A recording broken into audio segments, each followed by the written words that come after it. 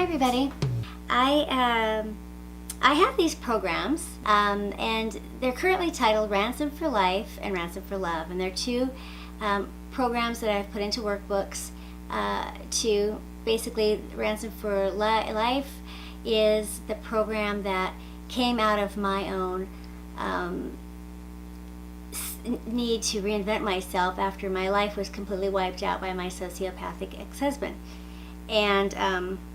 And then Ransom for Love was sort of a follow-up one when I realized that my heart, I didn't trust myself to love after having this terrible, devastating, such terrible betrayal, that I had to heal my heart and learn to love again and be able to invite love in, and also so that I could not make the mistakes, that I would invite real love in and not keep making the mistakes that I was making, because I had three devastating narcissistic relationships in a row over the course of about 16 years, and including my one 12-year marriage, and I didn't want to do it anymore. So I wrote these books, and I wrote these programs, created these books. But anyway, and actually my name Ransom was a family name, but I picked it. It was actually a grandfather's first name, and I had given it to my son as a middle name. But I picked it when I got divorced. I picked it for myself, and actually changed my second son's name so that we all had a name that matched, brought us together. But the reason that I picked it, aside from being a family name and linking it to my past, to my grandparents who meant so much to me, and linking it to my children, was the meaning of the name. Because the meaning of the name Ransom, I have in here, is to redeem from captivity, servitude, punishment, or forfeit, to buy out of penalty, to rescue. I loved that. I mean, at the time, I just needed I needed to be ransomed. Ransom is equal to cost. So the program kind of plays off of that. So there's it's based on 4 pearls that spell out cost. So there's clarity, ownership, state, and trust, or truth. Sorry. And so the program kind of is based around built off the name Ransom, and the idea of that this is the program is your ransom for being free. You do this and you'll have paid your ransom to be free. The idea with these books was that there was going to be potential to expand into more of a series, to keep going. So you could ransom career, you could ransom for teenagers, or ransom, it could go on. It could be like a chicken soup for a dummies series or something like that. So anyway, that was the idea behind these, and basically they're really straightforward programs, and 12-step programs of really simple stuff, of the basic idea of, and it really can be applied to fixing any problem at all. And with the first and most important concept is clarity, and that is getting clear about where you are. Just start with the very first step in my program right here, embrace reality. And so that's the place we need to start from, is understanding what we're up against. It's just really simple. They're really about seeing yourself as you are, and seeing yourself as you are, and then once you've done that, being able to imagine yourself better than you are. This is not the same as getting deluded. This is knowing what the truth is, but still being able to imagine a better truth and figuring out how to get from here to there. Really basic stuff, but it's amazing how much progress you could make when you just write down what you know. None of this is stuff you don't know. It's all stuff you already know. But I'm not going to be teaching you anything that you don't already know. But sometimes it can be very powerful to get clear on what you know, and that's really all this program is. All these programs really are just asking you to get real clear on what you know, You know, what you know about who you are and what you want, what your assets are, what you have going for you, what you have going against you, and getting really, really honest and clear on that. I think in both programs, I kind of ask some semblance of a question of, you know, what do you have going for you? What are your assets? And what do you have going against you? So, and I mean, when I started this, my assets were pretty low. I mean, it was like, I was starting with things like, I'm a good speller.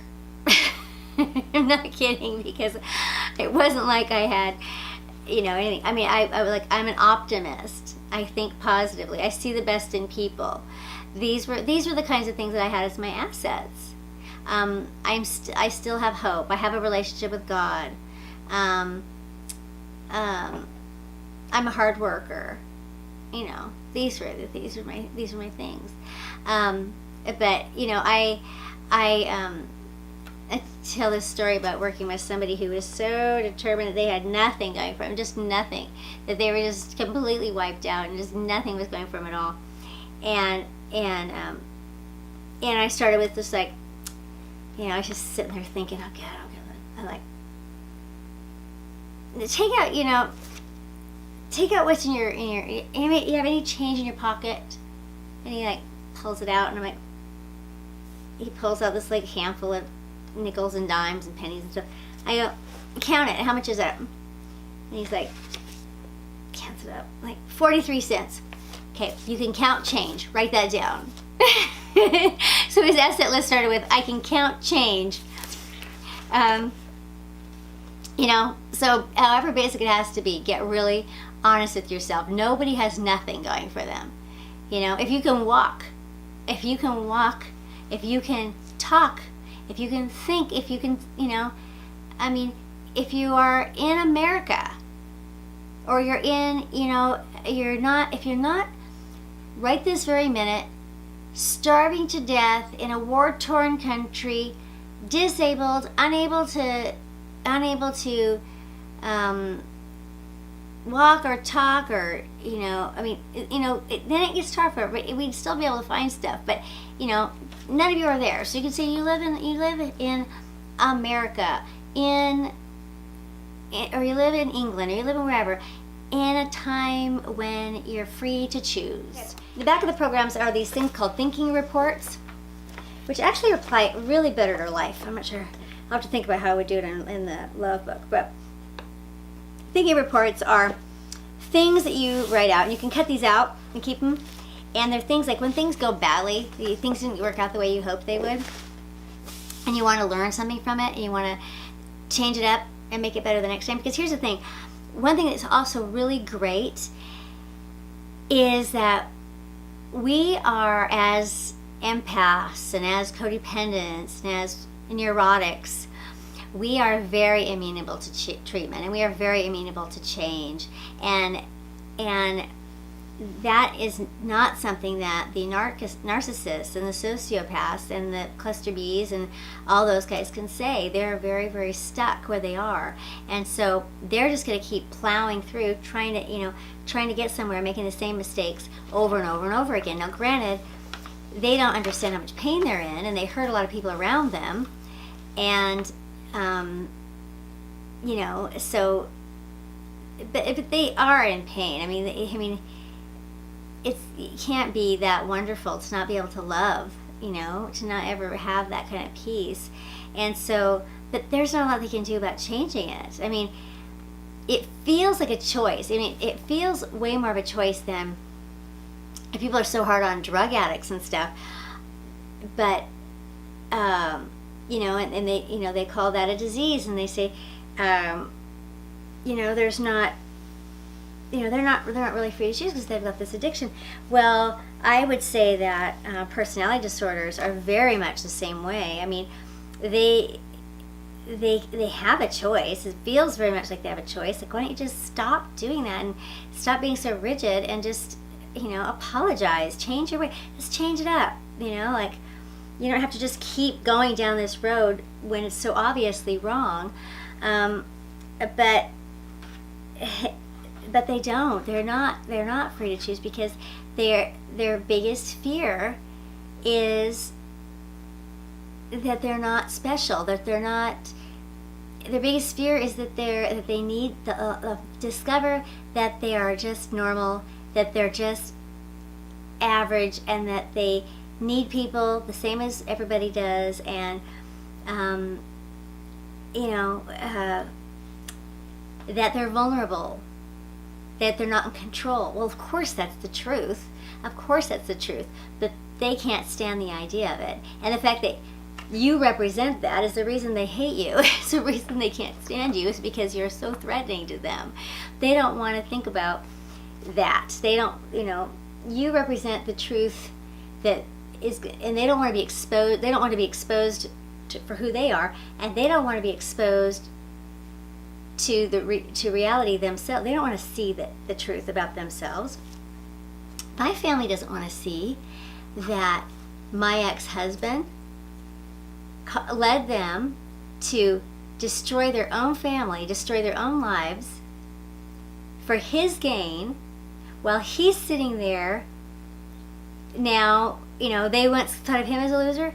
Guaranteed he now thinks of them as losers, because they helped him ruin their own family, ruin their own lives. And my family's now, he's sitting pretty. He's got all the money. He's never been arrested. I was arrested. I went to jail. My brother's having DUIs. We're both divorced. It was just his life. He got all the goodies. My parents and my brother, and they didn't get anything for helping him. They got nothing but a destroyed and estranged family. And and to not know their grandsons, and to just a terrible situation for children, and just an awful thing. But so he just orchestrated. What he did is he basically lit a match and let my family destroy itself. Let my family destroy itself. He initiated a little false information, a little lie, a little tweak that he knew would be a trigger, and watched my family destroy itself. That's what he did.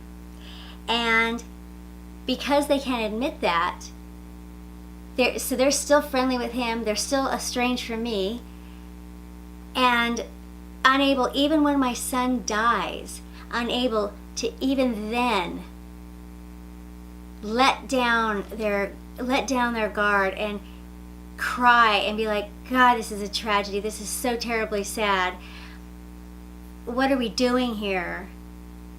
How could we do this?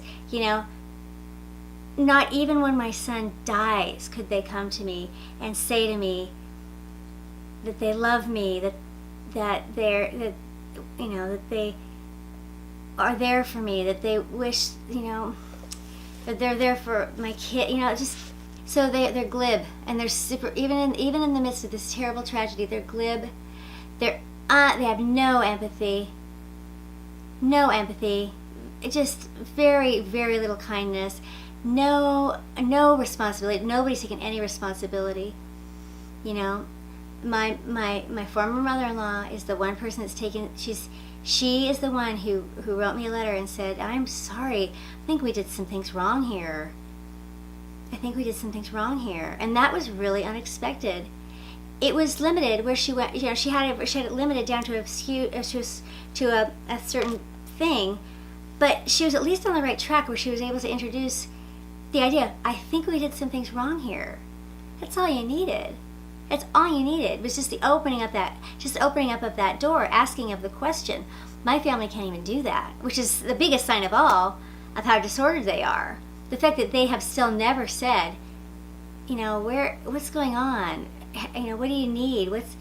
I don't understand. The fact that they've never said those things is the biggest sign of all. But,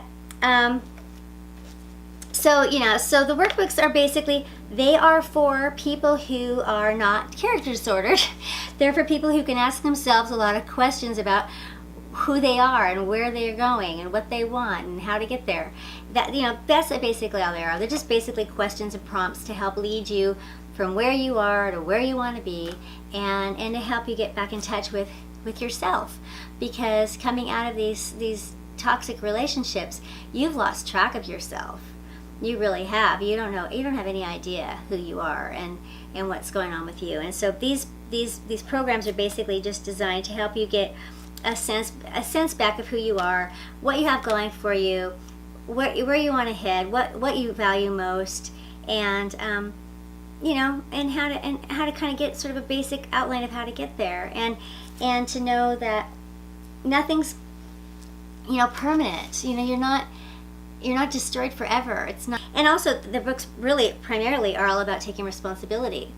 I don't believe that there's elderly people. I don't believe that there's really any victims, true victims, other than people who are truly vulnerable, which children of course are. But anyone, I certainly I was victimized. I've said this before, but yeah, I was victimized for sure. But I was not a victim. I chose to be there. That life, the life that I had, was put there by me, and I chose. Granted, I had limited thinking and problematic thinking, but with my own thinking and with my own free choice, I chose the person that I did, and I did do that knowing at least somewhat that I was denying things and repressing things and not letting things sink in and overlooking red flags from the minute that I met him.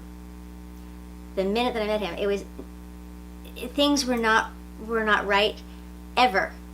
Were not ever right in the relationship, and I overlooked it because I wanted it so badly. I wanted what he was saying to be true so badly. And not only that, but I didn't have any idea that there would be anyone that would ever think like this and do the things a sociopath would do. That there would be anyone in the world interested in doing anything like that to anybody, let alone to me. I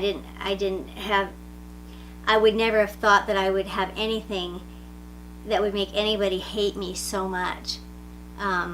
And I didn't know that you could get an enemy like this that could hate you so much without doing anything. You don't have to do anything. It wouldn't have mattered who I was. He was going to hate whoever he had used, and once it was time to discard them, because generally speaking, the discarding comes with about the same time when you are figuring them out, and they don't want to be figured out. And so they have to destroy you so they can, you can't spread what you know about them. You can't, they don't have to look at themselves. They can just, keep kicking up dust and creating chaos so that no one has to pay attention to what's really going on. But these programs will help you get back into the what's really going on, into what's real, and pull you out of the chaos and give you something kind of concrete to work on. And so these have been in the process of getting kind of redone. But yeah, if you have any ideas about what you think I should do for cover design and what you think I should do for titles of these books, let me know. And maybe even subtitles. I'm really not married to any part of what's going on here. I'm not really married to any of it other than the name of the author. That's about the only thing on here that I definitely have to keep. So yeah, I'd love some suggestions. Okay, thanks a lot, you guys, and I'll talk to you soon. Okay, bye-bye.